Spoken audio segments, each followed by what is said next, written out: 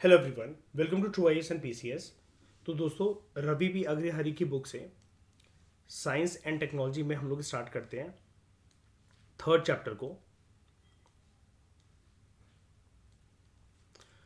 जो कि रिलेटेड है एनर्जी डेवलपमेंट इन इंडिया से। चैप्टर का नाम है structure of energy development in India, renewable and non renewable energy. देखो, जिस तरीके से अभी तक आप समझते हुए आते हो ज्योग्राफी में कि what is renewable energy, what is non renewable energy, वो चीज़ ठीक है। आपको अभी तक इन सारे टॉपिक्स की बचपन से लेकर अभी तक एक जनरल अंडरस्टैंडिंग तो है, उसको डिनाई नहीं करा जा सकता। लेकिन अब क्या है इस चैप्टर में, क्योंकि हम लोग इसको साइंस एंड टेक्नोलॉजी के पर्सपेक्टिव से देख रहे हैं, तो रेन्यूएबल और नॉन रेन्यूएबल एनर्जी की साइंस तो आप जानते हो, लेकिन अब क्या क्या टेक्नोलॉजी डिप्लॉयड होती हैं, क्या क्या टेक्नोलॉजी एम्प्लॉयड होती हैं, हम लोग कैसे ज़्यादा से ज़्यादा साइंस का यूज़ करके, विज्ञान का यूज़ करके इनको और ज़्यादा ह्यूमन के कंफर्ट के लिए, ह्यूमन के वेलबींग के लिए कैसे कारगर बना सकते हैं, ये सब चीज़ें काफ़ी ज़्यादा इंपॉर्टेंट है।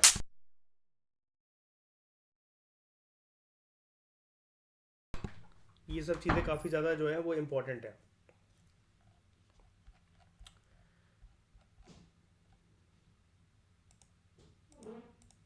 तो फिर हम बात करते हैं सबसे पहले, बड़े सारे जितने टॉपिक्स हैं वो धीरे धीरे करके आप समझ जाओगे, कोई नहीं। लेकिन इसके बाद ना आपको रेन्यूएबल और नॉन रेन्यूएबल एनर्जी का टॉपिक जो है वो कहीं से भी पढ़ना नहीं पड़ेगा, क्योंकि यहाँ पर सारी स्कीम्स वगैरह सब कुछ गिवन है। लेटेस्ट बस हम लोग कुछ करंट अफेयर का डॉक्यूमेंट, बजट और इकोनॉमिक सर्वे के अंदर हर साल ना एक प्रोजेक्शन होती है कि आने वाले साल के अंदर सरकार कहाँ कहाँ पर पैसा एलोकेट करने वाली है, कौन कौन से पावर ग्रिड या फिर जो गीगावाट्स, मेगावाट्स, टेरावाट्स, इन सब की जनरेशन कैपेसिटी के लिए, एज वेल एज के कैसे उसको रेन्यूएबल एनर्जी और नॉन रेन्यूएबल एनर्जी के साथ क्या करना है। इस बार के बजट में जो जो अब बजट आएगा 2024 वाला जो बजट आएगा, उसमें भारत सरकार की इलेक्ट्रिक व्हीकल्स को लेकर पॉलिसी क्या रहने वाली है, वो बहुत इंपॉर्टेंट है। इससे क्योंकि क्या होता है, एक फ्यूचरिस्टिक इन्वेस्टमेंट का माहौल बनता है। इसको मैं आपको एक बहुत सिंपल तरीके से समझाता हूँ ताकि इस चैप्टर का आपको फ्लो अच्छे से समझ में आए। फ्यूचरिस्टिक इन्वेस्टमेंट का माहौल कैसे बनता है, देखो, मान लेते हैं एग्जांपल के लिए श्रेया कि आपने और मैंने टाटा नेक्सन खरीदी, ठीक है। आपने और मैंने टाटा नेक्सन खरीदी गाड़ी। अब आपने मुझसे कहा कि दीपांक ऐसा करते हैं कि हम ना इसका पेट्रोल डीजल जो भी वर्जन आता है ये नहीं खरीदते हैं, ये महंगा पड़ेगा, हम लोग इसका ना इलेक्ट्रिक वर्जन ले लेते हैं। चलो मैं कहा चलो ठीक है सर, टाटा नेक्सन की ईवी ले आते हैं, ठीक है, इसका इलेक्ट्रिक वर्जन ले आते हैं, ठीक है, अब ले आए। लेकिन अब हमारी कॉन्वर्सेशन श्रेया इस बात को लेकर चल रही है कि इसको लेने से श्रेया क्या फ़ायदा है। मैं कहूँगा कि अभी तुम यार सिर्फ पेट्रोल को देख रही हो, डीजल को देख रही हो, वो महंगा पड़ेगा, लेकिन इसको यूज़ करके हम दिल्ली के बाहर तक जा सकते हैं आराम से, हमें कोई दिक्कत नहीं होने वाली। आप कह रहे हो कि इससे जो है बिजली का घर का किराया जो खर्चा है, जो बिजली का खर्चा है वो इतना नहीं आने वाला, लेकिन जो पेट्रोल डीजल है वो और महंगा होता चला जाएगा, तो हमारे तो जो है ट्रैवल वगैरह में इससे ही बहुत ज़्यादा पैसे लग जाएंगे अगर हम पेट्रोल या डीजल वाली अगर इसको लेंगे। लेकिन बात यह है कि फिर हम दिल्ली के बाहर नहीं जा सकते। दिल्ली के बाहर अगर हम लोग गए तो हमें जगह जगह ढाबे पर घर, मतलब किसी किसी के घर को, किसी का दरवाज़ा नॉक कर कर उसको अप्रोच करना पड़ेगा, प्राइवेट पर्सनस को, कि आप भले ही चाहे अंकल आंटी हमसे थोड़े से पैसे ले लो, लेकिन हमें ये चार्ज करने दो। अब मैं बेसिकली दिक्कत किसकी हाईलाइट कर रहा हूँ, ये जो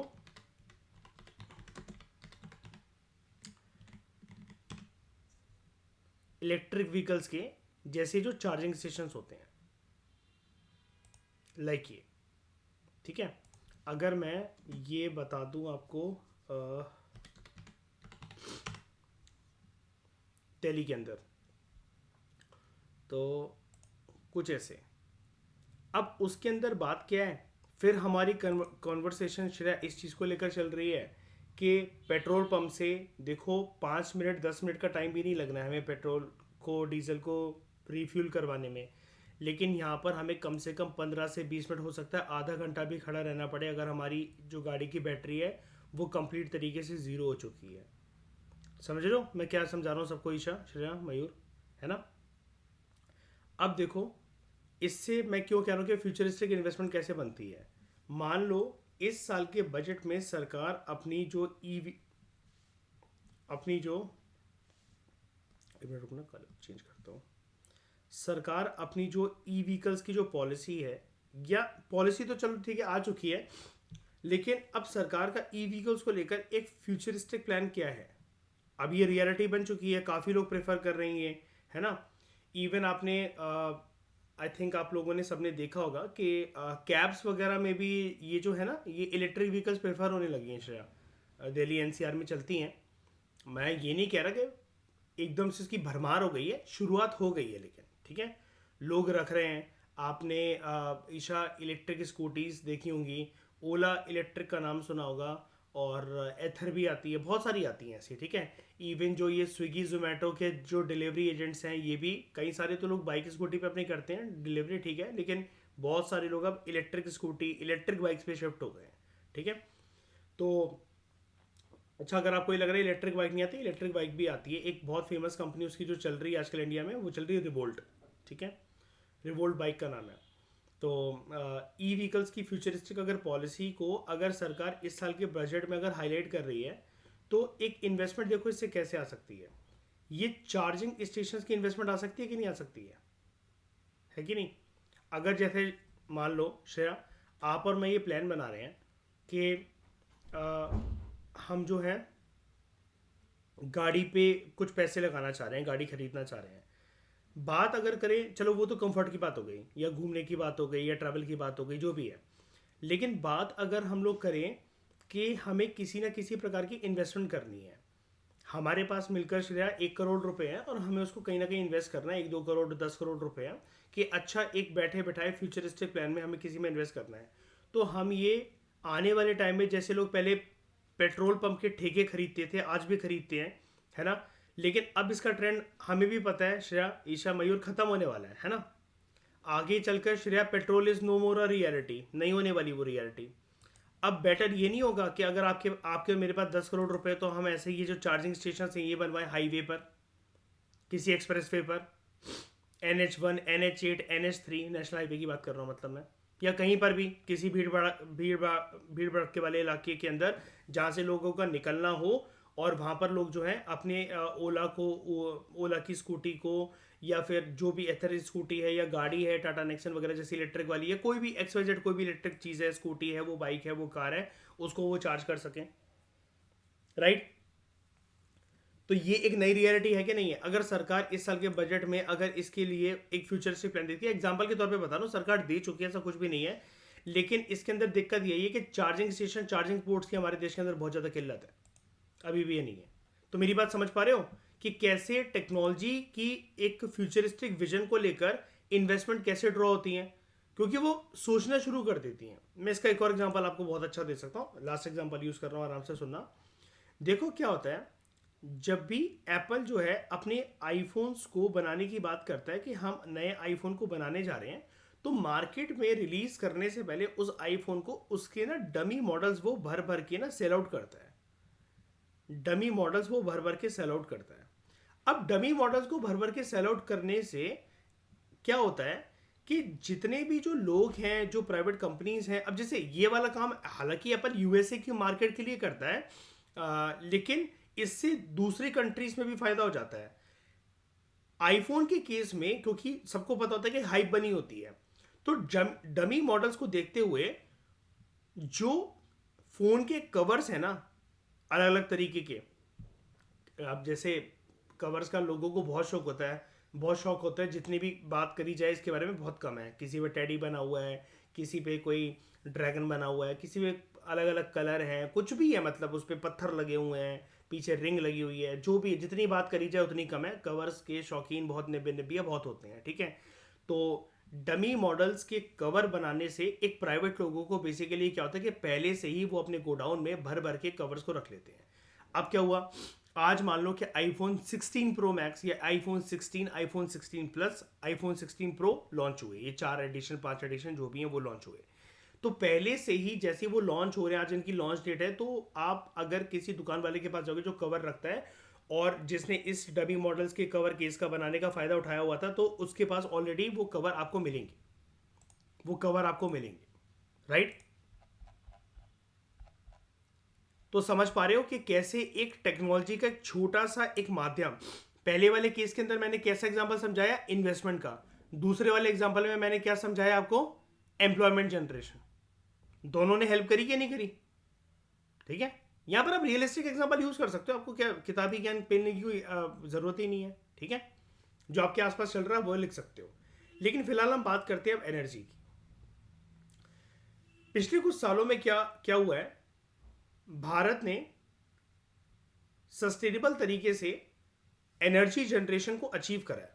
हालांकि उसके अंदर अप्स एंड डाउन्स आते हैं, कभी कभार आते हैं, लेकिन फ्लक्चुएशंस नहीं होती हैं। अप्स एंड डाउन्स तो देखो किस कंट्री में नहीं आते हैं एनर्जी जनरेशन के मामले में। लेकिन भारत के साथ केस ऐसा नहीं है कि बहुत ज़्यादा एनर्जी क्या कहते हैं जनरेट हो रही हो या फिर बिल्कुल ही जीरो हो रही हो। हाँ, ऐसा केस अभी 1.5-2 साल पहले, 3 साल पहले हमें तंग कर चुका है, जब हमारे पास कोयला जो है वो खत्म हो गया था और हमने रशिया से भर भर के कोयला इंपोर्ट करवाया था। लेकिन कोयला is just one direction of energy, ठीक है। सब कुछ चीज़ें हमारे देश में सिर्फ कोयले की बेसिस पे नहीं चल रही हैं। हाँ, उसकी वजह से इलेक्ट्रिसिटी जनरेशन में दिक्कत आई थी और बहुत सारे राज्यों के अंदर बिजली की किल्लत रहने लगी थी, ठीक है, स्पेशली नदर्न स्टेट्स। तब हमने जाकर कोयला वगैरह बहुत ज़्यादा इंपोर्ट करा था। तो इंडिया जो है उसने एक सस्टेनेबल सिनर्जी और एक मोमेंटम अचीव करा है, ठीक है, कुछ कुछ अपने डिपार्टमेंट्स को, एडमिनिस्ट्रेटिव डिपार्टमेंट्स को इंटीग्रेट कर कर। अब यहाँ पर बात करें अगर 3 मिनिस्ट्री जो है उसके डिपार्टमेंट्स जो हैं वो बहुत इंपॉर्टेंट रोल प्ले करते हैं हमारे देश में when it comes to energy. एक आपकी पावर मिनिस्ट्री, दूसरी कोल मिनिस्ट्री, तीसरी ministry of new and renewable energy, ठीक है। मतलब इन तीनों के एक सिंक्रोनाइज्ड मैनर में काम करने की वजह से आप ये कह सकते हो कि हमारे देश में energy, power, electricity, renewable energy, non renewable energy ऐसे टर्म्स एग्जिस्ट करते हैं, ठीक है। तो administrative departments of coal, power and exhaustible energy, ठीक है। तो नेशनल कमिटमेंट गोल्स की अगर हम लोग बात करें, अब क्योंकि ये लेटेस्ट एडिशन है रवि पी अग्रवाल का, तो आपको वो ये बता रहा है कि भारत जो है अब इंटरनेशनल प्लेटफॉर्म्स पर अपनी कमिटमेंट्स देना शुरू कर चुका है एनर्जी जनरेशन के मामले में, और वो भी ऐसी एनर्जी जनरेशन जो कि एनवायरमेंट फ्रेंडली हो।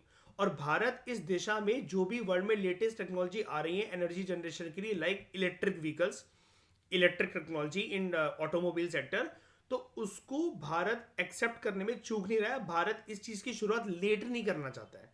ये वाली बात बहुत इंपॉर्टेंट है। हर चीज़ में भारत लेट हो जाता है। जैसे चाइना ने, मैंने आपको बताया था ना श्रेया, डेंग शियाओपिंग के, याद है वो ओपन डोर पॉलिसी, उसने रिफॉर्म्स इंट्रोड्यूस करे थे तो चाइना के अंदर। तो चाइना अपने इकोनॉमी के दरवाजे ईशा मयूर पहले ही खोल चुका था ऑलमोस्ट। वो आते हैं 1976 में आते हैं वो रिफॉर्म्स। तो अगर हम लोग बात करें तो वो 14 साल पहले हमसे मतलब काइंड ऑफ दरवाजे खोल चुका है अपनी इकोनॉमी के। तो उसके बाद वो लीड भी है फिर उन 14 सालों की, ठीक है। अब इंडिया इस मामले में पीछे नहीं हटना चाहता।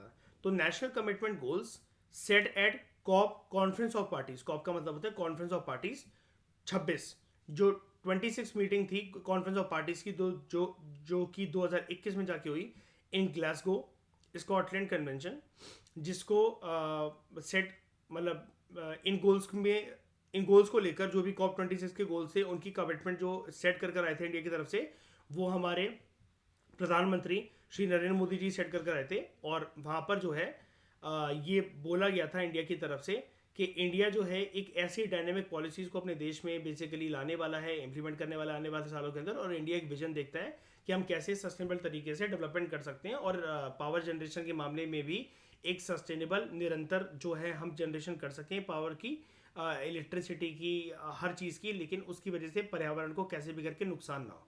और भारत इस चीज़ में एक महारत हासिल करने को बिल्कुल तैयार है, चाहे फिर बात हो प्रोडक्शन की, चाहे फिर बात हो सप्लाई की। स्पेशली एक नई रियलिटी जो कि है वो है इलेक्ट्रिक व्हीकल्स, ठीक है। आप ना साउथ ईस्ट एशियन कंट्रीज़ के बारे में अगर कभी पढ़ोगे, कभी वीडियोस देखोगे या फिर कभी आप जाओगे वहाँ पर ना, ट्रैफिक की आवाज़ आपको इतनी ज़्यादा नहीं मिलेगी। वो इसलिए नहीं मिलेगी क्योंकि वहाँ पर ना आपको, अगर आप जो टू व्हीलर्स है अगर आप वो रख रहे हो, तो ये आपके लिए अनिवार्य है, आवश्यक है कि आपको अपने घर में वो इलेक्ट्रिक व्हीकल रखनी पड़ेगी, और उसकी भी एक मिनिमम स्पीड मेंटेन करनी पड़ेगी। वहाँ पर भी आपको हेलमेट लगाना पड़ेगा। ठीक है। तो ये सब चीज़ों की वजह से होता क्या है, अब वहाँ पर देखो, कुछ पॉलिसी अगर ये कह रही है कि आपको इलेक्ट्रिक व्हीकल रखनी पड़ेगी, है ना, चलो स्पीड वगैरह तो, और हेलमेट की बात करते हो तो चलो सेफ्टी की बात आ जाती है, लेकिन बात है इलेक्ट्रिक व्हीकल्स को थोड़ा सा ऑथराइज करा जा रहा है नेसेसिटी ऑटोमोबाइल के तौर पर, कि आपके घर में अगर दो व्हीकल्स हैं, तीन व्हीकल्स हैं, इतनी तो पहली बात है वो कंट्री अलाउ ही नहीं करता है कि आप मैक्सिमम एक या दो जो है आप रख सकते हो टू व्हीकल, और एक या दो आप आपके फोर व्हीलर। ठीक है। लेकिन फिर भी होता क्या है, उन कंट्रीज के अंदर आपको ना, है तो वो भी एशिया का पार्ट ही, लेकिन वहां पर उन कंट्रीज के अंदर आपको ठंडक महसूस होगी। ठीक है। अब उसके लिए हालांकि जोग्राफिकल फैक्टर्स वर्क करते हैं, इसको डिनाई नहीं करा जा सकता कि जो एरिया आइलैंड कंट्रीज, जो नेशंस आइलैंड कंट्रीज हैं, जो समुद्र के पास हैं, वो सब कुछ चीज़ें ठीक है, मान लिया, लेकिन वहां पर फिर भी ठंडक के साथ साथ आपको पॉल्यूशन फ्री इन्वायरमेंट मिलेगा, बिकॉज वहां पर अगर वो पॉल्यूशन जो बढ़ रहा है वो दुनिया की एक्टिविटीज पोस्ट इंडस्ट्रियल रेवोल्यूशन के बाद बढ़ रहा है, लेकिन उन कंट्रीज ने अपने देश में निरंतर प्रयास इस बात के ऊपर करा है कि कैसे वो अपने देश में ठंडक रख सकते हैं, इन टर्म्स ऑफ कि जब हम ऐसी चीज़ें जो कि नॉन रिन्यूएबल एनर्जी हैं, लाइक कोल हो गया या कुछ भी चीज़ हो गई, इसको बर्न ही नहीं करेंगे तो हीट ही रिलीज नहीं होगी, तो वो हीट बहुत सालों के अंदर ट्रैप नहीं रहेगी, तो हमारा जो देश है वो भी गर्म नहीं रहेगा। फिर वहाँ पर इंफ्रास्ट्रक्चर के मामले के अंदर बहुत ज़्यादा फोकस करा जाता है, कि जैसे हमारे एक दिक्कत है ना दिल्ली एनसीआर के अंदर के, मैं आपसे पूछता हूँ कि ये गर्म क्यों रहती है दिल्ली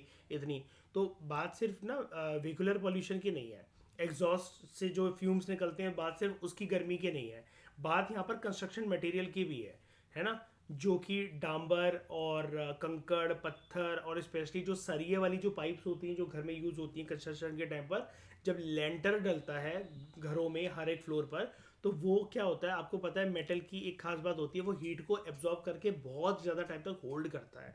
इस वजह से जो शहर होते हैं, शहरों में जो घर होते हैं वो बहुत गर्म होते हैं। इस चीज़ को अगर जानना है तो क्या होता है कि अगर जो है आप ना गांव में जाओ, गांव में जो कच्ची ज़मीन होती है जिसको गेरुआ से या फिर कावडंग से जो लीपा जाता है और जिससे फ्लोर बनाया जाता है, शाम के टाइम पर कितनी भी धूप हो जून जुलाई की, लेकिन वो गर्म नहीं मिलेगी आपको। लेकिन शहरों के अंदर क्या होगा, आपकी जो बालकनी की जो रेलिंग है, चाहे 7 से 8 बज जाए शाम को, जून जुलाई के महीने के अंदर, मई जून जुलाई के महीनों महीनों में, और आप अपनी छत पर जाओगे टॉप पर बिल्कुल जहाँ पर धूप पूरे दिन पड़ी है, तो वो रात तक 10-11 बजे तक भी वो गर्म रहेगा। रात को वो 10-11 बजे तक भी गर्म रहेगा, और अगेन इसके लिए हीट ट्रैपिंग जो मैंने आपको बताया, जो इंग्रेडिएंट्स है वो वर्क करते हैं। ठीक है। उसके बाद हम बात करते हैं पावर मिनिस्ट्री की, है ना। हमें इन तीनों मिनिस्ट्री के एक सिंक्रोनाइजेशन को समझना है, लेकिन उसके लिए पहले इन तीनों मिनिस्ट्री को स्टडी करना इंपॉर्टेंट है। And these three ministries are very important, ये आपको प्रीलिम्स में क्वेश्चन आ सकता है इससे। इंडियन गवर्नमेंट की जो पावर मिनिस्ट्री है, इसको किन रिस्पॉन्सिबिलिटी से नवाजा गया है। इसका काम है to supervise and assure adequate production of electricity which can sustain infrastructure development on top of propagation and delivery. इसका बेसिकली पावर मिनिस्ट्री का काम क्या है, इलेक्ट्रिसिटी जनरेशन की दायरे के अंदर इसका काम है इलेक्ट्रिसिटी प्रोडक्शन। ठीक है। जिसकी वजह से जो इंफ्रास्ट्रक्चर फैसिलिटीज़ हैं, सॉरी इंफ्रास्ट्रक्चर डेवलपमेंट है, वो रुके ना, वो चीज़ निरंतर तरीके से चलती चली जाए। ठीक है। और इसका एक जो दायित्व जो है, जो रिस्पॉन्सिबिलिटी है, वो है सस्टेनेबल तरीके से लगातार जो है इस इलेक्ट्रिसिटी की जनरेशन डिलीवरी होती चली जाए। ये जो ministry it serves as the channel for communication among various resources of electricity from central and state governments, और गांव में भी इनफैक्ट जो रूरल इलेक्ट्रिफिकेशन जो प्रोजेक्ट्स होते हैं उनको यही देखता है। पावर मिनिस्ट्री को मिनिस्ट्री के तौर पर आइडेंटिटी अपनी मिली थी 2 जुलाई 1992 को। अब इसके कुछ सेक्शनलाइज पार्ट भी हैं, यानी कि इस पावर मिनिस्ट्री जो है इसके कुछ आप कह लो कि सब मिनिस्ट्रीज या फिर सब डिपार्टमेंट इसके पार्ट होते हैं। ठीक है। तो एक तो आपका हो गया पावर मिनिस्ट्री खुद, दूसरा कोल मिनिस्ट्री, और तीसरा ministry of new and renewable energy. इसलिए यहाँ पर बोला जा रहा था कि तीनों मिनिस्ट्रीज सिंक्रोनस मैनर में काम करती हैं, यानी कि अगर आपको पावर मिनिस्ट्री को समझना है तो पावर मिनिस्ट्री का ही स्ट्रक्चर उसके अंदर ही इस बात को समाता है कि it consist of ministry of new and renewable energy, एक मिनिस्ट्री मिनिस्ट्री ऑफ पावर खुद, और उसके बाद एक आपका हो गया कोल मिनिस्ट्री। ठीक है। The ministry launch the smart grid project in 2012। इस मिनिस्ट्री ने स्मार्ट ग्रिड प्रोजेक्ट जो है पावर मिनिस्ट्री ने लॉन्च करा था 2012 में, जिसके बारे में हम इस चैप्टर में आगे पढ़ेंगे। कोल मिनिस्ट्री, कोल और लिग्नाइट रिजर्व्स जो है it includes explorations, production, distribution, supply and even the pricing are under the surveillance of ministry of coal. ठीक है, ये सब कुछ मिनिस्ट्री ऑफ कोल के अंतर्गत होता है। देख रहे हो कि कौन कौन सी चीज़ें, कोल की खजानों को एक्सप्लोर करना। अब यहाँ पर क्या होता है कि लाइसेंस भी इनफैक्ट इसका देने का काम होता है। आपको पता है ना, कोल माइंस के लिए जो है वो लाइसेंस होता है। बहुत बार अलग अलग जगह पर कंट्रोवर्सीज क्रिएट हो जाती है कि कुछ जो वर्कर्स हैं वो फंसे रह गए। ठीक है, कोयले की खदान के अंदर उनको निकाला जा रहा है, टीम आ रही है, इंडियन आर्मी आ रही है। ठीक है, तो वो सब जो जगहें होती हैं, एक तो जगह पता लगाना, फिर उसका लाइसेंस देना, फिर वहाँ पर कंपनीज को बेसिकली लाइसेंस देने के बाद बोलना कि इन्वायरमेंटल रेगुलेशंस को आपको कैसे फॉलो करना है और वर्करों को हरेस नहीं करना है। ठीक है, फिर उसके बाद जो कोयले की जो डिस्ट्रीब्यूशन है, सप्लाई है, प्रोडक्शन है, उसको मैनेज करना, इवन उसका रेट क्या होगा, प्राइस क्या होगा, उसको कंट्रोल करना, ये कोल मिनिस्ट्री के दायरे के अंदर आता है through governments coal India limited and its subsidiaries along with Neyveli lignite corporation.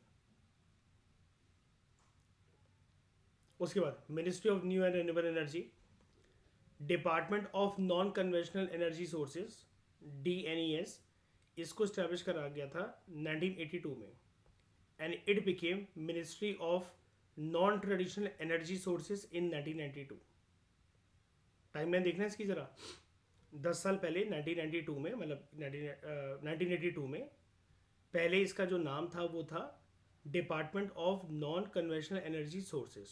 10 साल के बाद 1992 में इसका नाम होता है ministry of non traditional energy sources and it was renamed, requested as ministry of new and renewable energy in October 2006। देखो, आप कहोगे ये डेट इंपॉर्टेंट है क्या, ये कब है, क्या है। देखो, जितनी भी मिनिस्ट्रीज होती हैं उसके बारे में UPSC हर एक ऑल्टरनेटिव ईयर क्वेश्चन पूछता है। ये वाली बात मैं आपको करवा चुका हूँ, बहुत बार बता भी चुका हूँ। स्कीम्स और मिनिस्ट्रीज को UPSC अलग से क्वेश्चन बनाकर ये स्टेटमेंट की फॉर्म में पूछता है, और वो चाहता है आपसे, क्योंकि कल को आपका जो काम है, आप कोई से भी ऑफिसर बन जाओ, UPSC में जितनी 26 पोस्ट गिवन है ना, उसमें से कहीं पर भी चले जाओ, आप किसी न किसी मिनिस्ट्री के अंदर ही काम कर रहे हो। इवन अगर आप फॉरेन सर्विस ऑफिसर हो ना, तब भी आप मिनिस्ट्री ऑफ एक्सटर्नल अफेयर्स के अंतर्गत ही काम कर रहे हो। तो UPSC वांट्स के आप जितनी भी मिनिस्ट्रीज जो आपके सामने आती हैं एक साल की प्रिपरेशन के अंदर, आपको उसके बारे में सब कुछ पता होना चाहिए, क्योंकि आपका ये काम ही है आगे चलकर। और आप IAS हो गए तो आपको आपकी कल को पोस्टिंग कभी इस मिनिस्ट्री में, 2 साल के बाद उस मिनिस्ट्री में, कभी सेंट्रल सेक्रेटेरिएट में, तो आपको हर एक मिनिस्ट्री के बारे में जानकारी होनी चाहिए थोड़ी थोड़ी। और वो चीज़ UPSC हमसे जो एक्सपेक्ट करता है, वो हमें उसके क्वेश्चन बैंक से पता लगता है कि ये चाहता है UPSC हम पढ़ें इसको डेप्थ में, स्कीम्स को, पॉलिसीज़ को और इन मिनिस्ट्रीज़ के बारे में। तो due to the fact that the concern related to countries energy security is growing, role of new and renewable energy sources is assuming increasing significance recently. अब ये क्या है कि कंट्री की एनर्जी सिक्योरिटी जो है, इससे रिलेटेड जो कंसर्न्स बढ़ रहे हैं और जो डिमांड है वो भी बढ़ रही है। तो देखो, वो नॉन रिन्यूएबल एनर्जी सोर्सेज से तो पूरी हो नहीं सकती है, लाइक पेट्रोल, कोयला, ठीक है, क्रूड ऑयल, ये सब चीज़ें तो पूरे अर्थ पर एक लिमिटेड टाइम के लिए ही और लिमिटेड क्वांटिटी में ही अवेलेबल है। ठीक है, तो उसके लिए अब ये जो रोल है इसका new and renewable energy sources का, न्यू में बेसिकली क्या है, क्या मैं इसके अंदर नहीं ला सकता इस चीज़ को। अगर मैं बात करूँ इसकी EV की, इलेक्ट्रिक व्हीकल्स की, पता श्रेया, नहीं ला सकता मैं इसके अंदर, ये है ना। और रिन्यूएबल एनर्जी सोर्सेज की अगर मैं बात करूँ तो मैं क्या इसके अंदर ये जो सोलर पावर ग्रिड्स हैं, मैं इसको यूज़ नहीं कर सकता। इवन ना, अगर आप, मतलब मैं ना इसको फालतू समझता था पहले जब ये बात आना शुरू हुई है मेरे सामने, जब मैंने प्रिपरेशन कॉलेज के दिनों से करी है, 2014-15 में द हिंदू के अखबारों में लिथियम आयन बैटरीज के बारे में आना शुरू हो गया था। मुझे बहुत अच्छे से याद है, मैंने बहुत नोट्स बनाए थे उसके, और बहुत कुछ पढ़ता रहता था मैं उसके बारे में। मतलब वो टाइम टू टाइम आती रहती थी, वो खबर मतलब हाईलाइट होती थी अखबारों में। तो लिथियम आयन बैटरीज तो मुझे ऐसा लगता था, मैंने एक दो बार लोगों को चलाते हुए देखा है बैटरी स्कूटी, और मैंने भी अपने दोस्तों की चलाई थी बचपन में। तो वो तो ऐसी थी कि 20-25 किलोमीटर की रफ्तार से चल रही है। फिर जो है मेरे दोस्त उस बैटरी को लेकर जाकर रात भर चार्जिंग पे लगा रहे हैं, और वो कहीं पर भी बंद हो जा रही है, बारिश के टाइम पर वो दिक्कत कर रही है। तो मैं कहा ये पॉलिसी फेल हो जाएगी, मतलब ये, सॉरी, पॉलिसी कह रहा हूँ, ये इनिशिएटिव भारत में बैटरी स्कूटीज़ और ये बाइक्स को, कारों को लाने का फेल हो जाएगा। लोग जगह जगह पर खड़े रहेंगे, परेशान होते रहेंगे। तो उसका एक सॉल्यूशन आता था अखबारों में उन दिनों, ये लगभग एक डिकेड से चल ही रहा है, कि lithium ion batteries is the solution, is the reality. तो मुझे लगा इन बैटरीज में भी पता नहीं क्या ही होगा क्या नहीं होगा। लेकिन जब मैंने इसी साल 2023 की स्टार्टिंग में जब ये ओला स्कूटी ली, तो मुझे पता लगता है कि उसके अंदर कितनी पावर है। और बैटरी को निकाल के चार्ज नहीं करना पड़ता है, वो इनबिल्ट है, वो अलग नहीं होती है। ठीक है। और बहुत मोटा चार्जर है ओला का, मेरे काफ़ी बहुत मोटा, बहुत थिक चार्जर है। तो वो जो है, वो जब लगाते हैं पीछे की साइड उसको, जहाँ से जनरली हम लोग नॉर्मल स्कूटी जो होती हैं जहाँ से अपना जो फ्यूल है वो रिफ़िल करवाते हैं, सेम उसी जगह पर उसका चार्जर लगा हुआ है। तो वो हम जो लगाते हैं, उसके बाद जो उसका पिकअप है और जो उसकी स्पीड है, वो इवन जो मेरे पास बाइक है FZ यामाहा की, उसको हरा देता है। ओला स्कूटी उसको हरा देती है, बहुत आसानी से हरा देती है उसको रेस में। इवन कोई, मैंने बुलेट के साथ रेस करी हुई है, मैंने दो तीन बाइकों के साथ और रेस करी हुई है। लेकिन उसका जो पिकअप है ना, वो किसी से कम नहीं है। मतलब वो ऐसा है कि अगर बाइक थोड़ी सी पुरानी है ना किसी की, तो वो उससे आगे तो पक्का निकल जाएगी डेफिनेटली। उसकी टॉप की स्पीड भी ऐसी, ये भी नहीं कि सिर्फ पिकअप के मामले में ऐसी निकल जाए, लॉन्ग टर्म के अंदर अगर खाली रोड के ऊपर भी भगाना है तब भी वो बाइक आपको कैच नहीं कर सकती। ओला के ना 4 मोड है मेरी स्कूटी में। स्पोर्ट्स मोड है, नॉर्मल नॉर्मल मोड है, एक है उसके अंदर सबसे खतरनाक हाइपर मोड। हाइपर मोड ऐसा है कि किसी पापा की परी के हाथ में अगर वो दे दी जाए ना स्कूटी, तो वो स्कूटी आगे निकल जाएगी, वो पापा की परी वहीं रह जाएगी। उसका पिकअप इतना तेज़ है कि अगर आपका हार्ट तेज बहुत स्ट्रांग नहीं है ना, तो ऐसा 2 बार तो मेरे साथ ही ऐसा हो गया, मैं पीछे झटका मार के रह गया, और वो ऐसा था कि स्कूटी आगे निकलने वाली थी, मैं वहीं का वहीं बैठा रह जाता। तो वो लिथियम आयन बैटरी की वजह से, मतलब वो चीज़ है, वो बहुत पावरफुल बैटरीज हैं एक्चुअली। तो इसलिए जो अभी मैं आपको ये दिखा रहा था, ये कंपनीज, ये टाटा वगैरह पागल नहीं है कि ऐसे ही करके क्लेम करने के टाटा नेक्सन ईवी और ये जो भी ईवी व्हीकल्स आजकल आ रही हैं। इवन जो मैंने 2019 में जब टाटा नेक्सन ली मैंने, तो उसके बाद ही जैसे ये लॉन्च हुई थी या फिर हो चुकी थी, लेकिन मुझे ट्रस्ट नहीं था इसके ऊपर या जो भी करके। लेकिन आज के टाइम पे जितने मेरे दोस्त हैं या जितने लोगों को मैं जानता हूँ, या आजकल दिल्ली की सड़कों पे जितनी मैं गाड़ियाँ देख रहा हूँ, उनमें ये जो इलेक्ट्रिक व्हीकल्स हैं बहुत ज़्यादा घूम रही है, स्पेशली टाटा नेक्सन। और जबकि ये महंगी है उससे, जो पेट्रोल वाली जो नेक्सन है उससे कम से कम ये 2-2.5 लाख 3 लाख महंगी है, लेकिन फिर भी लोग इसको प्रेफर कर रहे हैं।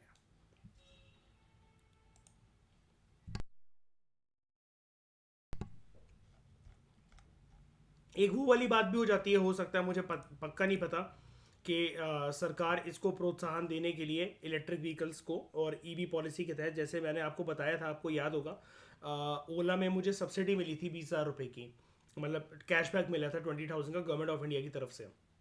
हो सकता है इसमें भी कुछ अच्छा कैशबैक हो, बहुत ज़्यादा अवेलेबल, 1.5-2 लाख रुपए पर्सन के अकाउंट में वापस आ जाते हो, तो वो पता नहीं मुझे। लेकिन स्कूटी का तो मुझे पता है कि ओला में ये तो ऑफर है। ठीक है, अभी तो है क्योंकि सरकार शुरू शुरू में इसको मतलब प्रोत्साहन दे रही है। सरकार खुद भी नहीं चाह रही, और ये सरकार अगर 20,000 अगर किसी चीज़ के लिए दे रही है कैशबैक, और कंपनी ना दे के सरकार दे रही है, तो आप खुद सोचो कि सरकार नहीं चाह रही है कि लोग जो है वो पेट्रोल और जो रेगुलर जो फ्यूल्स हैं उनकी तरफ ओरिएंटेड हो। ठीक है। अब हम बात करते हैं बॉडी के बारे में। This body is very important, और उसके बारे में आप जनरली ऐसे कहीं सुनोगे नहीं किसी भी स्टार्टअप बुक के अंदर। कोल कंट्रोलर्स ऑर्गेनाइजेशन, CCO। और ये एक इम्पॉर्टेंट टॉपिक, एक इम्पॉर्टेंट बॉडी जिसके बारे में क्वेश्चन बन सकता है। मिनिस्ट्री ऑफ कोल जो है, इसकी एक सबॉर्डिनेट बॉडी भी है, जिसके बारे में मैंने आपको बताया ना, आप बहुत कम सुनोगे, शायद से सुनोगे ही नहीं पूरी प्रिपरेशन में। कोल कंट्रोलर्स ऑर्गेनाइजेशन, ये क्या करता है? ये जो बॉडी है, इसकी सबऑर्डिनेट बॉडी है मिनिस्ट्री ऑफ कोल की, तो ये कलेक्ट करता है और मेंटेन करता है कोल प्रोडक्शन डेटा को of all public and private sector coal mining in our country. अब यहाँ पर पब्लिक सेक्टर तो चलो समझ में आता है, पब्लिक सेक्टर को मैं ऐसा लिख देता हूँ, coal authority of India limited, CAIL, ठीक है, ये तो चीज़ मुझे समझ में आ गई। लेकिन अगर हम लोग बात करें इसकी प्राइवेट सेक्टर की, ये प्राइवेट सेक्टर की इन्वॉल्वमेंट यहाँ पर क्यों हुई है? बिकॉज मैंने अभी आपको बताया, कोल की माइनिंग के लिए क्या करा जाता है, भारत की सरकार क्या देती है, लाइसेंस ग्रांट करती है, ठीक है, प्राइवेट प्लेयर्स को, प्राइवेट कंपनीज को।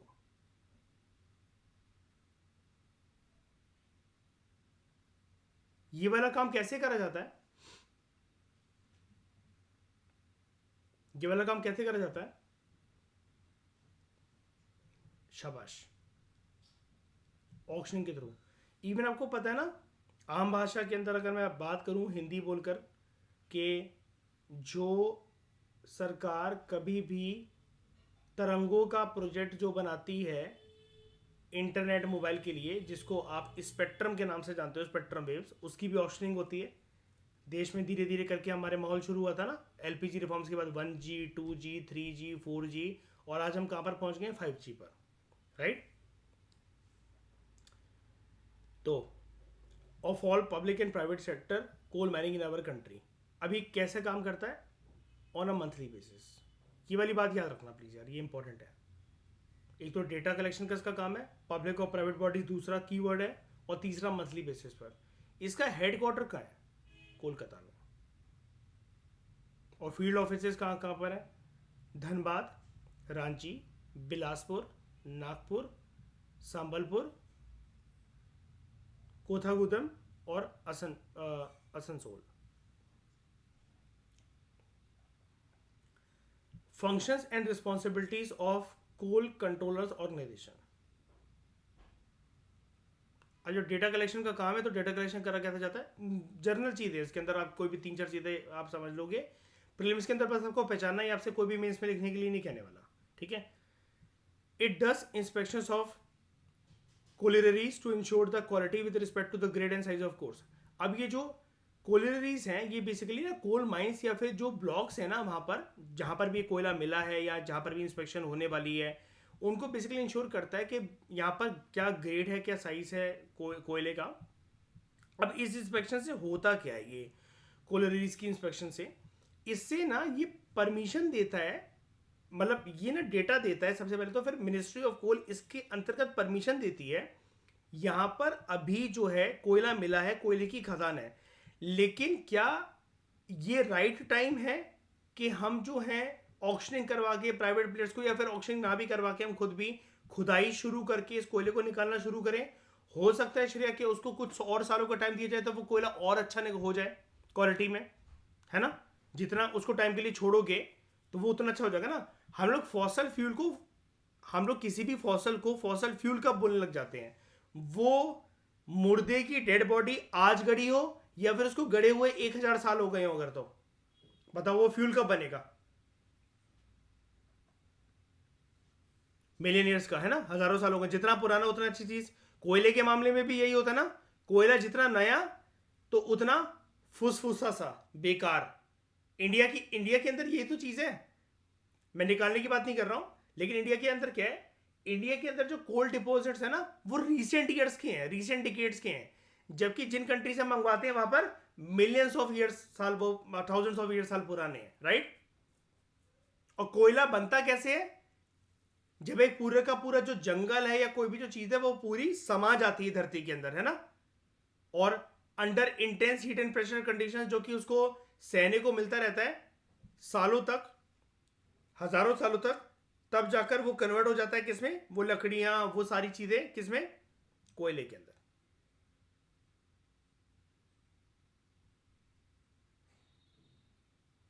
ओके।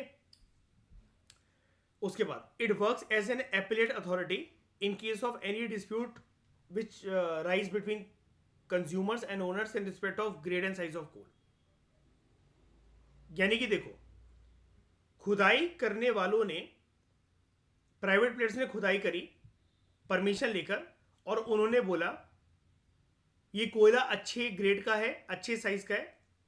यहां पर ना एक चीज दिखा देता हूं, 4 ग्रेड होते हैं कोयले के, 4 तरीके के, एंथ्रासाइट, बिटुमिनस, लिग्नाइट एंड पीट।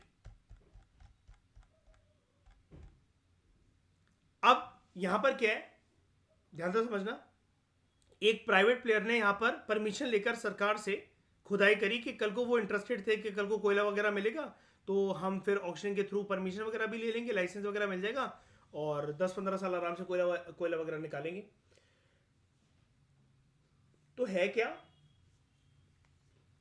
अगर उन्होंने ये बोला कि इस कोयले का ये ग्रेड है, ये साइज है, ये कोयला पुराना है, अच्छी क्वालिटी का है, निकाला जा सकता है, ठीक है।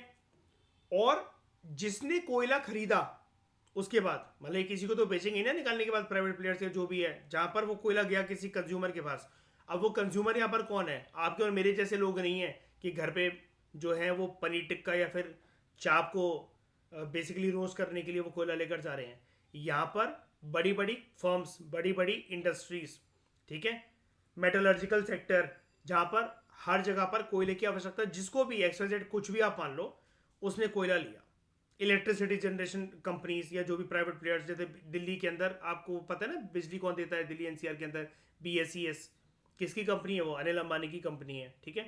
तो जो भी है एक्सवाइजेड, कोई भी कंपनी है, कोई भी पर्सन है, कोई भी है, अगर कंज्यूमर और ओनर के बीच में अगर कोई डिस्प्यूट होता है with respect to the grade and size of coal, या फिर ऐसा मान लो कि दो पार्टीज भिड़ी हुई हैं इसको लेकर, अगर एक्सट्रैक्शन की बात है, यहां पर कंज्यूमर ओनर की तो कोई बात ही नहीं है, ये पॉइंट ही वैसे तो इसके अंदर ही खोट है, कंज्यूमर ओनर की जो बात लिखी हुई है, लेकिन एपीलेट अथॉरिटी कब करेगी, एक कंपनी ने एक्सट्रैक्ट करा कोयला, एक्सेप्ट करने को जा रहे हैं और वो ये क्लेम कर रहे हैं कि इसका ग्रेड और इसका साइज जो है ये सब अच्छा है, दूसरी कंपनी वहीं पर ये कह रही है कि नहीं, this is against the environment, अभी इसको और ज़्यादा अगर हम लोग क्या कहते हैं रहने देंगे और सालों के लिए, अभी निकालने का इसका टाइम नहीं है, तो ये और अच्छी क्वालिटी का बन जाएगा। पहले वाली कंपनी का जो क्लेम है वो इसको लेकर बेकार क्लेम है, गलत क्लेम है। अगर इस प्रकार का कोई डिस्प्यूट हो जाए, यानी कि एक कंपनी चाह रही है कि निकाल लिया जाए, दूसरी कंपनी चाह रही है नहीं निकाल लिया जाए, इससे टोटल इनिशिएटिव्स वगैरह सब कुछ वेस्ट है। और कभी भी ना प्राइवेट प्लेयर्स ऐसा नहीं करते हैं कि चलो छोड़ो ना, हमारी नुकसान हो रहा है, देख लेंगे, उठा लेंगे, ऐसा कुछ नहीं है। ये कोयले वगैरह की जो, या पेट्रोलियम की जो माइनिंग होती है, क्रूड ऑयल की और जो भी चीज़ें होती हैं, इनकी जो माइनिंग होती है ना, ये बहुत सोच समझ कर होती है, बहुत ज़्यादा सोच समझ कर होती है, क्योंकि इसमें कभी कभार अरबों खरबों की इन्वेस्टमेंट होती है, बहुत सारे लोगों का रोजगार जुड़ा होता है, ठीक है। तो वो भी फिर कंपनी आके एक बार बड़े लॉस को उठाने के बाद दूसरी बार उसके अंदर हिम्मत नहीं होगी फिर। तो अब जो एक टेक्नोलॉजिकल रेवोल्यूशन दुनिया में आ रखा है, अच्छी अच्छी कंपनीज के पास, एमएनसीज के पास जो ये टूल्स हैं, जो ये सॉफ्टवेयर हैं, जो ये डेटा है, जो उनको पता है कि कैसे क्या करना है, कहाँ पर मिल सकता है, कैसे टेस्टिंग हो सकती है, ज़मीन के अंदर किसी भी प्रकार का कोई फ्यूल अगर है, तो ये बहुत सोच समझ के करा जाता है। ड्रिलिंग करने के बावजूद भी ना, जिसमें लाखों करोड़ रुपए एक ड्रिलिंग में, छोटी सी ड्रिलिंग में खर्च हो सकते हैं, उसके बाद भी उससे थोड़ा सा पार्ट उसका निकाला जाता है, उस कोयले का या कच्चे तेल का, ये देखने के लिए कि इसकी क्वालिटी कैसे है। अगर क्वालिटी वो सही है तभी कंपनी आगे इनिशिएट करेगी उस प्रोजेक्ट को परमिशन लेने के बाद, अदरवाइज वो उसको टाटा बाय बाय कर देते हैं। और ये वाली बात सिर्फ मैं इंडिया की नहीं बता रहा हूँ, ऑल ओवर द वर्ल्ड ये चीज़ चलती है कि जब भी आप किसी फ्यूल को धरती के अंदर से एक्सट्रैक्ट करते हो ना, बहुत सोच समझकर स्ट्रैटेजिक प्लानिंग के साथ वो चीज़ होती है। Why am calling it strategic, क्योंकि वो एक दो दिन का काम नहीं होता है, फिर वो कंपनी डेरा डालकर, उसके बंदे उस जगह पर डेरा डालकर, जिनको रोजगार मिल रखा है, वो 15-20 साल के लिए सुनिश्चित होकर उस जगह पर अपना उसको अड्डा समझकर एक्सट्रैक्शन पे एक्सट्रैक्शन, एक्सट्रैक्शन पे एक्सट्रैक्शन करते चलेंगे। मुंबई की ये जो ऑफशोर जो प्रोजेक्ट है ना, जहाँ से पेट्रोलियम ड्रिलिंग वगैरह ये सब जो होती है, जो कच्चे तेल की ड्रिलिंग होती है, ये जब तक चल रहा है तब तक लोगों के पास उस जगह पर रोजगार है, उस जगह पर बहुत सारी चीज़ें सोच समझ के करी जा रही हैं। जिस दिन वो मिलना खत्म हो गया तो वो या तो समुद्र में थोड़ा सा आगे बढ़ने का सोचेंगे या फिर अपने प्रोजेक्ट को कहीं और लाने का सोचेंगे, क्योंकि वो ऐसा नहीं है कि उनको वो मिलते ही चला जाएगा, मिलता ही चला जाएगा, ठीक है। फ्यूल्स की भी एक लिमिटेड कैपेसिटी होती है। अब जैसे लिथियम आयन, पहले ये पढ़ा देता हूँ फिर बताता हूँ मैं आपको। It also regulates disposal of coal stock. हाँ, तो अगर कभी भी ऐसे कोई भिड़प हो जाए ना, तो ये एपीलेट अथॉरिटी की तरह मतलब वो बिहेव करता है। यानी कि कोयले के मामले में श्रेया कोई भी भिड़प हो जाए तो हाईएस्ट कोर्ट ऑफ अपील कौन सी है, CCO, कोल कंट्रोलर्स ऑर्गेनाइजेशन। उसके बाद it also regulates disposal of coal stock. अब डिस्पोजल ऑफ कोल स्टॉक का मतलब ये होता है, देखो कोयला ज़्यादा टाइम तक पड़ा रहे, नुकसान तो इससे कुछ भी नहीं है, लेकिन वो कहीं ना कहीं यूज़ हो जाए ज़्यादा बेटर है। तो ये लोग क्या करते हैं कि गोडाउन्स वगैरह में, बड़े बड़े गोडाउन, अब जितना गोडाउन सोच रहे हो ना, आपकी आंखों के सामने जो इमेज आ रही है गोडाउन उसमें कोयला पड़ा हुआ है, आप उसका 100x साइज इमेजिन कर लो। ये पूरी की पूरी खदानें जो पड़ी रहती हैं, अब ये कोई गोडाउन कोई ज़रूरी नहीं है कि ये ओपन गोडाउन ही हो या क्लोज गोडाउन हो, कैसा भी हो सकता है। बेसिकली कोल का स्टॉक जहाँ पर इनके पास है, तो उसको धीरे धीरे कर कर ट्रक को लोड करवा कर किसी कंपनी को बेचना, मार्केट के अंदर लेकर जाना, ये धीरे धीरे करके परमिशन देता है। ऐसा नहीं होता है कि आज ही माइनिंग से कोयला निकला और बोरिया की बोरियां सामने वाले खरीदने वाले खड़े हुए हैं पहले से ही माइनिंग के बाहर और उनको देते चले गए हैं। ऐसा बिल्कुल भी नहीं होता है, ठीक है। ये उसको रेगुलेट करता है।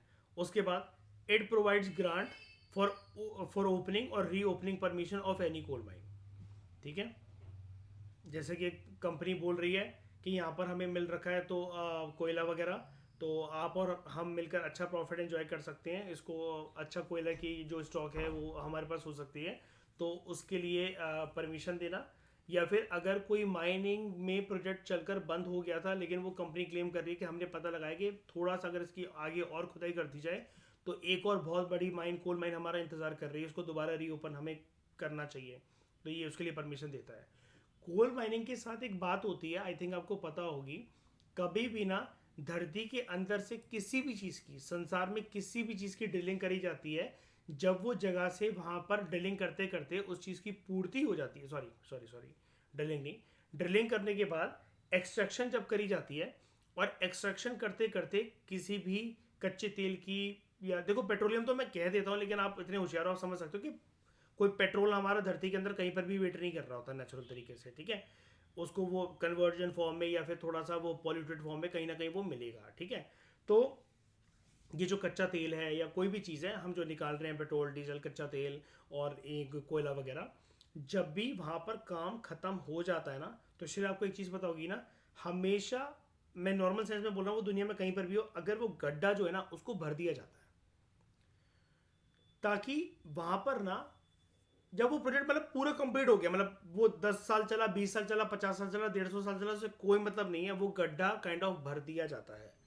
वो इसलिए ताकि वहाँ से कोई चीज़ ना, मतलब एक तरीके से आप समझ सकते हो कि इवेपोरेट होकर या कोई चीज़ बाहर से निकल कर आसपास के लोगों को हेल्थ की टर्म्स में हानि ना पहुँचाए, किसी भी प्रकार का नुकसान ना पहुँचाए। क्या? हाँ, हाँ, क्योंकि ना दुनिया में ऐसे बहुत बार ऐसे केसेस हो रखे हैं, मतलब जितना मैंने पढ़ रखा है, आप मुझे करेक्ट करना चाहिए, आप ज़्यादा जानते हो इस फील्ड के बारे में। दुनिया में ऐसे केसेस हो रखे हैं कि कई बार कंपनीज ने सोचा कि छोड़ो ना, थोड़ा सा मतलब यहाँ पर ही नॉर्मल फ्यूल ही तो है, कोयला ही तो है, हमें क्रूड ऑयल ही तो निकाला है, लेकिन कुछ सालों के बाद वहाँ पर पता नहीं कहाँ से रेडियो एक्टिव जो मटेरियल्स है वो डिस्चार्ज होने लग गए उस जगह से, और लोगों की हेल्थ टार्निश होने लग गई, खेती बाड़ी बर्बाद होने लग गई, आसपास का जो एनवायरनमेंट वो प्रदूषित हो गया, जहरीली बन गई हवा वो आसपास की।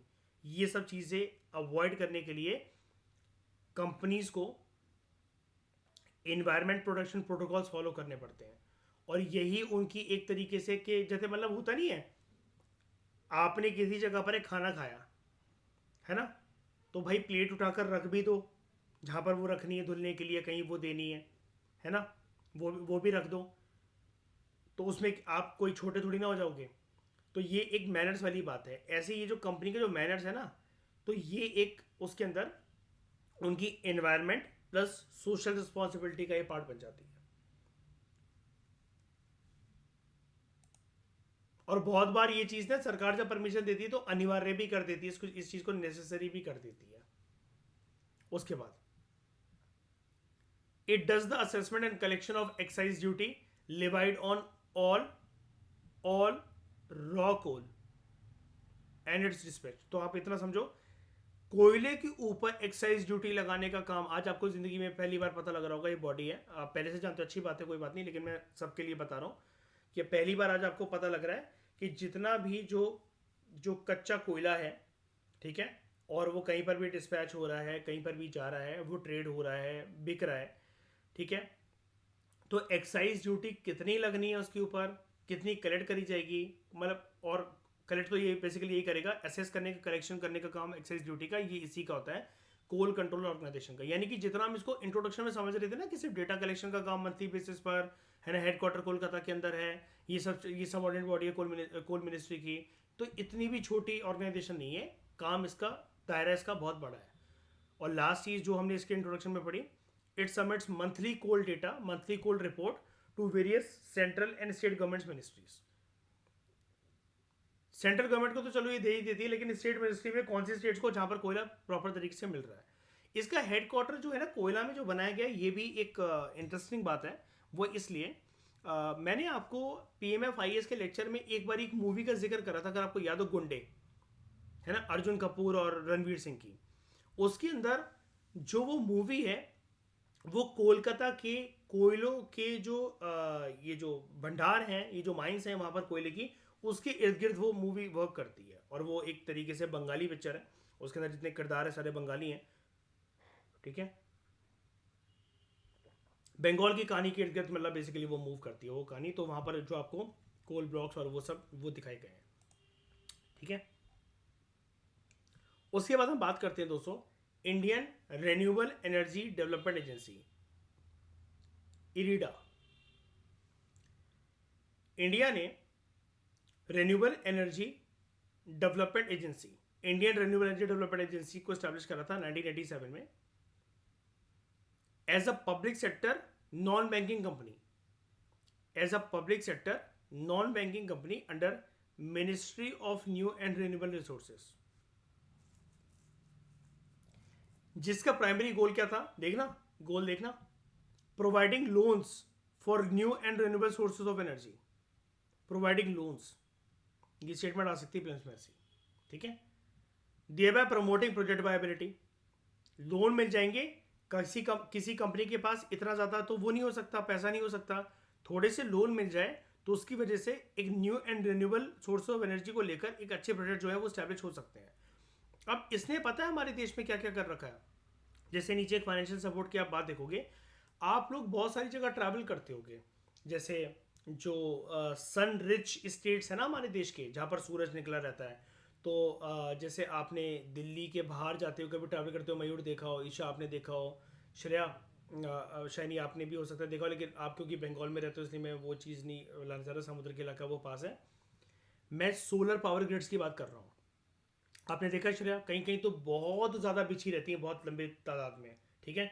अब इतना हो सकता है कि उनके पास जहाँ पर आप देख रहे हो उनको इतनी बड़े स्केल पर सोलर पावर ग्रिड को बिछा हुआ देख रहे हो, वो कंपनी ने खुद से पैसा ना लगाया हो, IREDA ने उनको लोन दे दिया, लेकिन वो पक्का किसी ना किसी प्रोजेक्ट में वर्क कर रहे थे, प्रोजेक्ट को प्रमोट कर रहे थे, इस वजह से उनके प्रोजेक्ट प्रमोशन के लिए ये हेल्प करेगी। अब जैसे हम लोग इसी की बात कर रहे थे, चार्जिंग स्टेशन और चार्जिंग ग्रिड्स की बात कर रहे थे श्रेया, है ना, लेक्चर के इंट्रोडक्शन में हम लोग। तो अब हो सकता है कि हमारे पास तो 10 करोड़ रुपए हो, लेकिन हम अपना पूरा जमा पूंजी तो नहीं लगा देंगे ना इस प्रोजेक्ट के अंदर, रिस्की भी तो हो सकता है प्रोजेक्ट, चले ना चले उस एरिया के अंदर या क्या भी हो, है ना। तो अगर हमारा कोई ऐसा मकसद कि हम न्यू एंड रिन्यूएबल एनर्जी, क्या पहले मुझे ये बताओ, ये जो पावर स्टेशन है, इलेक्ट्रिक व्हीकल्स के पावर स्टेशन है, ये न्यू एंड रिन्यूएबल एनर्जी का पार्ट बनेगा कि नहीं बनेगा, हाँ या ना।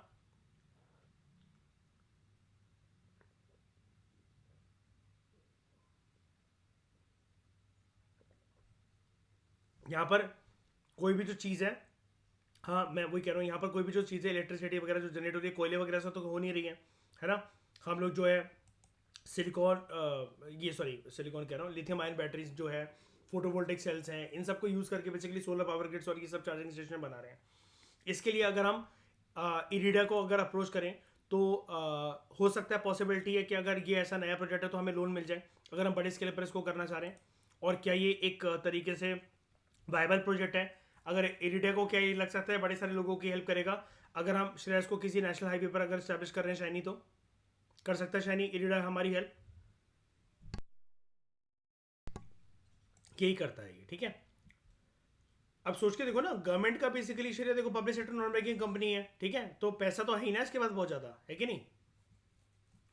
तो additionally to promote participation of new entrepreneurs, IREDA has started entrepreneur development programme.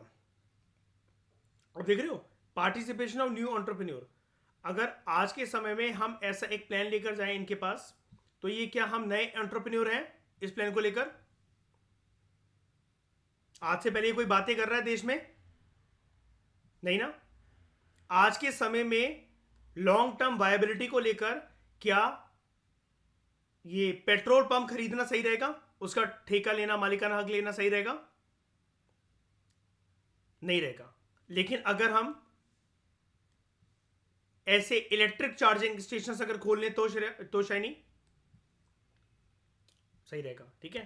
उसके बाद providing training and assistance to new entrepreneurs in this field, ये इतनी हेल्प भी करता है। देख रहे हो, सिर्फ पैसा देने की बात नहीं है, उनको प्रॉपर तरीके से बताता है।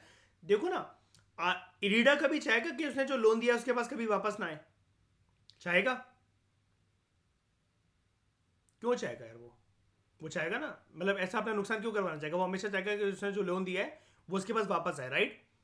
तो उसके लिए आप समझ रहे हो, सिर्फ पैसा देने की बात नहीं है।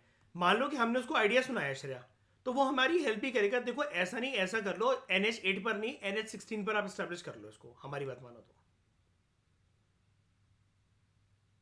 वो भी थोड़ा सा, वो भी मार्केट के बारे में इतना तो जानता ही है ना, क्योंकि यहाँ पर लाइन क्या लिखी हुई है श्रेया, हम लोग न्यू एंटरप्रेन्योर्स हैं। इरीडा ज्यादा जानता है कि मार्केट ट्रेंड क्या है, कैसे वर्क करेगा, सब कुछ कैसे नहीं वर्क करेगा, है ना। तो मेजर ऑब्जेक्टिव्स क्या है इरीडा के? फाइनेंशियल सपोर्ट प्रोवाइड करना सर्टेन प्रोजेक्ट्स एंड स्कीम्स के लिए related to energy electricity production with the help of renewables and latest sources which will enhance the efficiency of energy. Financial support देना basically, and better maintain efficiency through periodical improvement systems, processes and resources, and subsequently assuring consumer satisfaction। देखो, betterment and efficiency कैसे?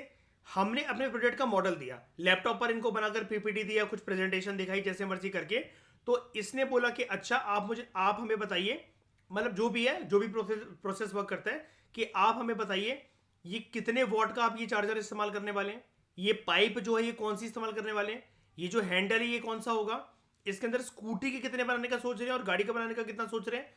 तो ये time to time जैसे हमने establish करना शुरू करा, अब उसको लगता है कि उस हाईवे पर या जहां पर भी हमने चार्जिंग स्टेशन बनाया है वहां पर गाड़ियां कम चलती हैं, टू व्हीकल ज्यादा चलती हैं।